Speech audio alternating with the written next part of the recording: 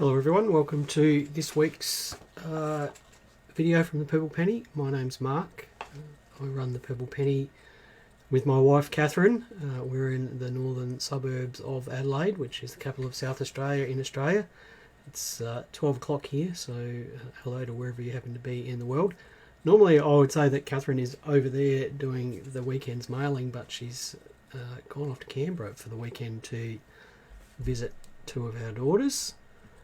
So it's just me staffing the shop this morning. So as such, we are expecting a delivery, and if the front doorbell rings, I'll have to duck off and open the door and let the courier in with a shipment from Renix. We'll say a few hellos. Hello Mike, Brendan, Lord Blackwood, it's good to see you mate, tuning in live today. Hello Clay, John, Patrick, Ogie, Gwen, and yeah, Lord Blackwood, I do know you can hear me scratching around. There's a good reason for that. It's because the microphone, I don't know if it's the microphone or the computer, but quite often the microphone doesn't seem to work. It's almost certainly the computer, because I have to reboot the computer. So when I've got that Will Be Live Soon slide up, I can see the little level meter moving on the microphone, and I'm comfortable then that the microphone is working okay, because I would not like to go live without the sound working. Right, this week, last week was very busy actually, extremely busy. Wednesday, Thursday and Friday were very busy. There was lots of buying and lots of selling. Saturday was not so busy for the first few hours, but the last hour and a half was quite busy. We didn't buy a whole lot of interest. There was some interesting banking memorabilia that we bought on Friday, which we're very pleased with, because Catherine does collect that sort of stuff. But from a coin point of view, there was a bit of mint product and some silver and things like that, but no sort of mind-blowingly nice coins. It was, I guess, a fairly typical week in the shop. This week we've got the mint release coming up on Thursday. The only item that we'll be purchasing that will be available in the shop this Thursday is the Overland Telegraph coin, which is an uncollared dollared coin on a card. We've got all of our allocation for that here. It's all present here in the shop. So if you are interested in those, you'll be able to pick them up off of our website on Thursday morning at 8 o'clock Adelaide time, or 8:30 Eastern. If you are able to pick them up in the shop, you can just give us a call and we'll put your name down for those cards, and we should be able to allocate some of you to some of those to pick up from Thursday or afterwards. Now, there is another release coming up later in August, and that's the Diary of a Wombat book coins. That comes in three forms. There's a coloured copper nickel 20-cent piece on a card. That same coin is available with a book, and then a gold-plated coin is available with a book.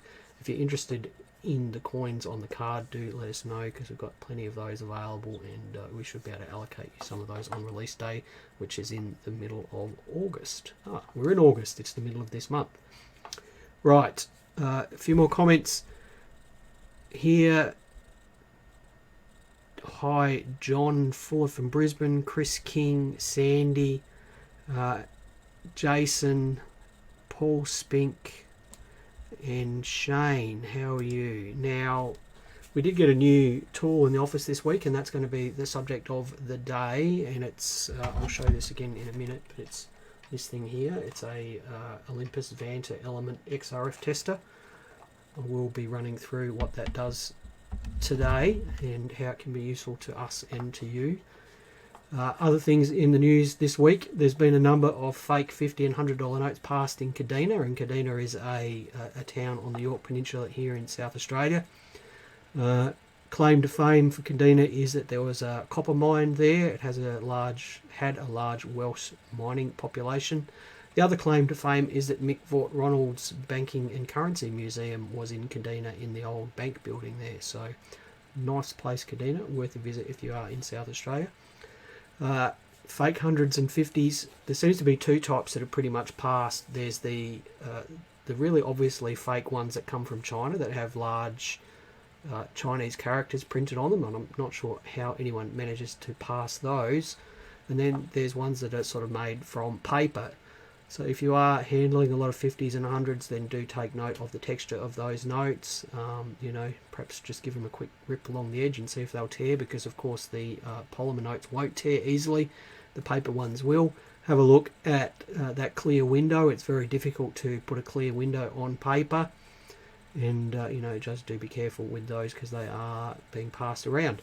Last week we talked about Zimbabwe having a go at curbing inflation by releasing gold coins. Now I've picked up a little bit more information about those. I've just left my notes over here. The gold coins themselves were to be purchased in Zimbabwe from banks and other places using hard currency such as US dollars and euros and things like that. The idea being that it would help stabilise the Zimbabwe currency with their inflation at over 200%. It turns out that those coins are all sold out. I think they only minted about 2,000 or 5,000 or something. They are 1 ounce 999 gold coins, and they were available for purchase at spot price plus 10%, so quite a low premium item, and they have disappeared, so people have taken all of those up. And just interestingly, they are minted by Fidelity Gold Refineries. Now, just while we're on inflation in Zimbabwe and some of the steps that they've taken over the years to try to curb inflation, I just happen to have this sitting on my desk right now to go up on the website. We've got a Zimbabwe $100 trillion note there. So this is the highest denomination note that they issued when they were having inflation problems in the mid to late 2000s. And what sort of inflation problems? 200% inflation sounds bad, but back then I think they had inflation of about 8 million% in 1 year. 8 million% in 1 year, which is quite remarkable. These $100 trillion notes were issued for just a short time, and for some reason this is really the only note in the whole hyperinflation series from Zimbabwe that is actually worth something. The rest of them are just worth a couple of dollars each, and for some reason these are much more valuable, and I'm not really sure why. Now, there is another country in Africa that's having some problems. Excuse me. Sierra Leone has had to issue a new series of banknotes because their inflation is out of control as well, and they've been issuing higher and higher denomination banknotes. And I guess the federal authorities for a country probably get embarrassed when their banknotes have huge numbers of zeros after them, because it is a sign that the economy is out of control and perhaps the government has lost control. So usually when that happens, the currency issuing authorities revalue the banknotes and remove all the zeros to perhaps hide their lack of economic competence, I guess. Now, I'll be interested to see if those notes become collectible and what sort of notes they do issue. Now, someone did ask about that, what that note's worth. It's worth a few $100s. So if you are, we actually have multiples of these in that grade. So if you are after one of those, just give us a yell and we can fix you up with one of those. Interestingly, a friend of ours who visited Zimbabwe several years ago said that those notes were for sale at the border crossing for just a couple of bucks each, those $100 trillion notes. So for whatever reason, they have become more valuable, and I'm not quite sure why. Right. So subject of the week this week is this thing here. So this is an Olympus Vanta XRF device. XRF stands for X-ray fluorescence, and Catherine and I have been talking about buying one of these for a couple of years, and I guess a few months ago we decided that we would take the plunge. These things aren't cheap, and we always have to be careful about what we're doing here, because this is a business and we do want it to be profitable. This is our future here in this shop, so making a big decision like this Catherine and I don't like making big decisions, and we tend to dither over them for a long time. So we dithered about this for a few years. We decided to pull the trigger on it a few months ago. We selected this one mainly because the Olympus people here in South Australia were super responsive and super helpful, and to be honest, no one else was particularly responsive. So we settled on this device, and it arrived the week before last. So what is it? We'll just pop up a little bit of a slide here. So as I said, XRF stands for X-ray fluorescence. So this is a radio. This emits X-rays. It emits radiation out of the end here, and it's useful for testing the composition of materials. And obviously of interest to us, it's useful for testing precious metals, coins, and things like that. So, you know, from a coin collecting point of view, it's great for us because we can use it to easily identify the precious metal content in various silver coins and gold coins. It means that we don't necessarily have to look them up immediately in our Kraus catalogue or online, and we can confirm that those coins are genuine and that the content marries up with what our references say.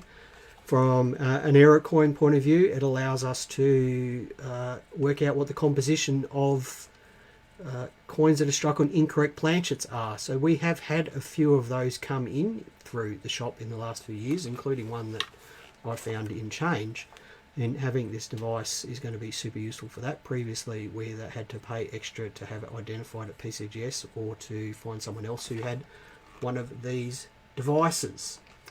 Now we'll go to the downsides of having something like this first. First is it costs a lot of money. It was a lot of money, and a surprisingly large amount of money, and the licensing fees from the state government were a lot as well. So there was 3 separate sets of licensing fees for this device. So there was a fee for us to own it, there's a fee for us to register it, and then there's also a fee for someone to operate it. So I'm licensed to operate this device, and I had to sit a test for that and then pay a fee as well, and those fees are ongoing, so every year we'll be paying those fees. The other downside to it that we've come across so far is that it's quite difficult to test small samples with it. So just get rid of the slide here. Now I will just say it's off, so I can't zap anything at the moment, but basically X-rays come out of this port here. So you point it at a device, pull the trigger, and a result appears on the screen at the back there. You can't see what you're pointing at because it's covered up, so it is quite difficult to scan small samples, and we're still working through how to sort that out. Now on the plus sides, it is non-destructive, so you don't need to scrape gold, or you don't need to scrape silver and do an acid test with it, which is a good thing. It is quite sophisticated in terms of the software that's in there. So we run, it's called a calibration, or a method in there that helps detect thick plating. So for example, thickly plated base metal that's plated in gold or silver. So it does help detect that sort of thing. It is quite quick. It only takes sort of 5 to 10 seconds to pull a result, and it is deceptively easy to use. It is really just a matter of pulling the trigger and waiting. These things are designed to be used out in the field, in mining industries and things like that, for testing minerals, and it's very robust and quite rugged, and I believe you can drop it from a metre and it will be fine. Not that I'm going to drop it. So what are we going to use it for? For identifying errors, for confirming gold coins and things like that when they come in here. We have been caught out a few times by fake gold coins. For confirming fake silver coins and key dates in coin sets and things like that. But it will allow us to expand the business as well, because when collections do come in here and they have jewellery and broken gold and things like that in them, we've always sent them away somewhere else, and that's not good for 2 reasons. One is it's an inconvenience for the customer. We prefer to just, for us to be a one-stop shop and for people to be able to get rid of everything in one place. And second is obviously, that's profit that we are letting go. So that's going to stop that problem for us. The other problem with broken jewellery and things like that is that even though they are hallmarked, often they say 9 carat or whatever on them, a lot of the time those hallmarks are wrong. They are purely deceptive. We had some jewellery come in a little while ago, and about half of it that had hallmarks on it wasn't gold.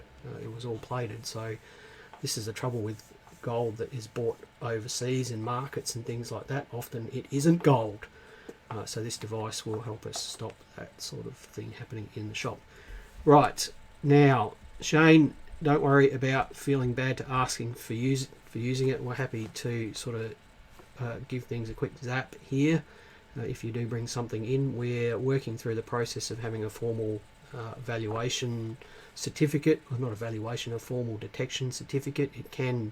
This thing can integrate with the cloud and put its results directly into a PDF file. So we're tinkering with the idea of having some sort of paid authentication service with it for just a few dollars for whatever it happens to be. But for regulars, we're quite happy to zap things if it comes in here.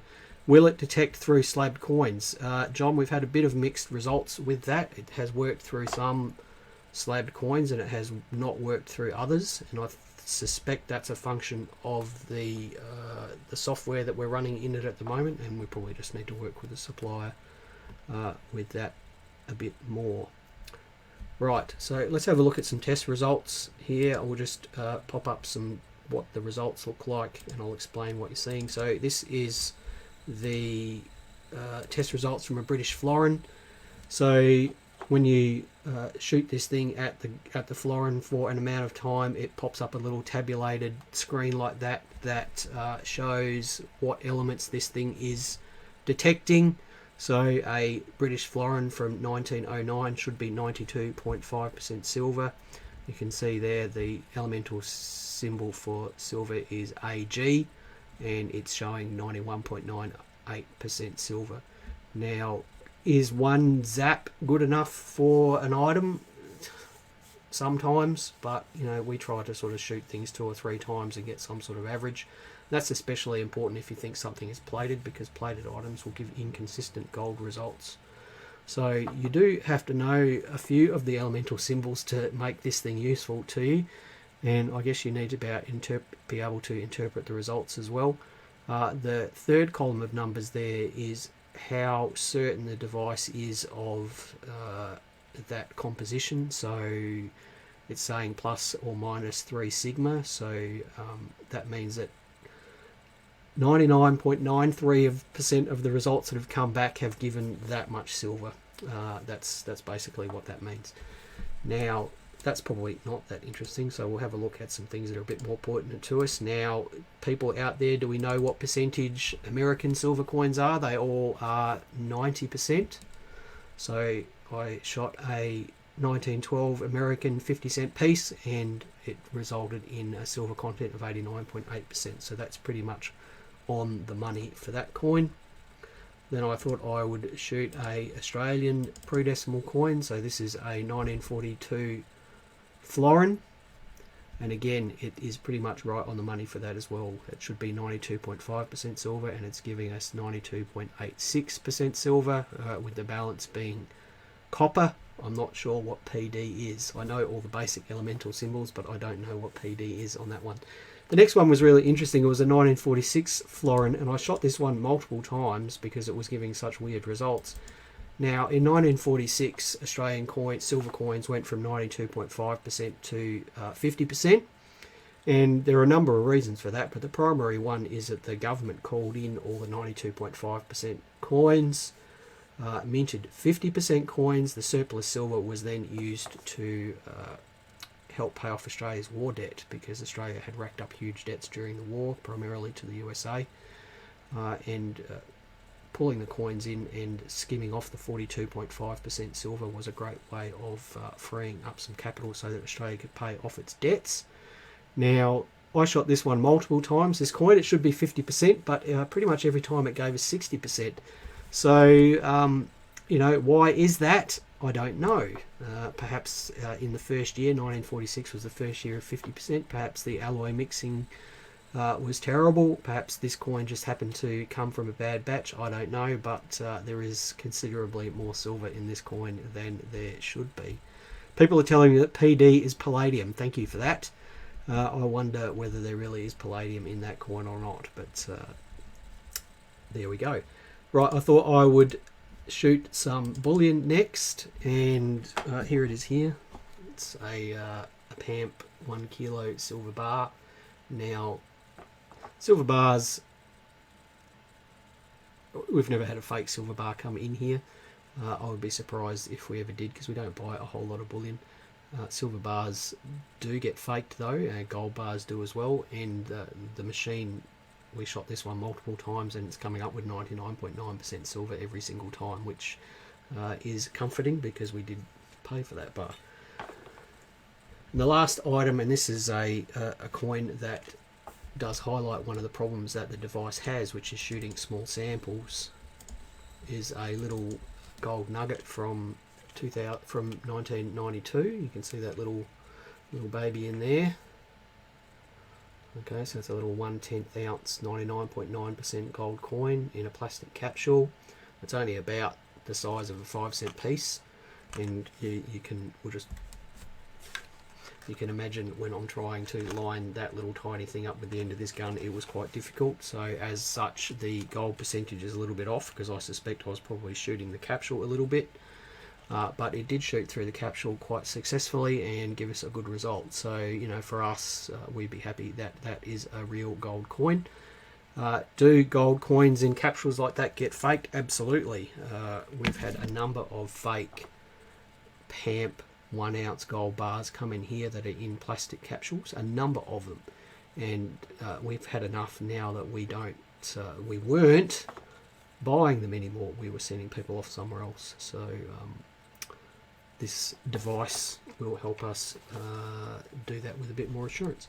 Right, so that's our new device in the shop. We're very pleased to have got it, and we really do hope that it helps us to grow our business and to provide better service to people, and also educate us as coin collectors, because I have been zapping all sorts of things just to work out how accurate the composition is and to understand what they're made from.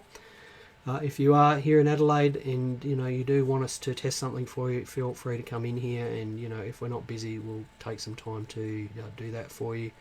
And if you are wanting to get rid of some scrap gold or scrap silver, then we're interested in buying it. We will pay good prices for that, so please do bring it in here and give us the opportunity to purchase it from you. Right, that's it everyone. Thank you for watching. Catherine will be back tonight. I'm looking forward to having her back, and maybe we'll talk her into appearing in the video next week. Thank you everyone for watching. As usual, if you do have anything you'd like us to talk about, please send us a message through Facebook.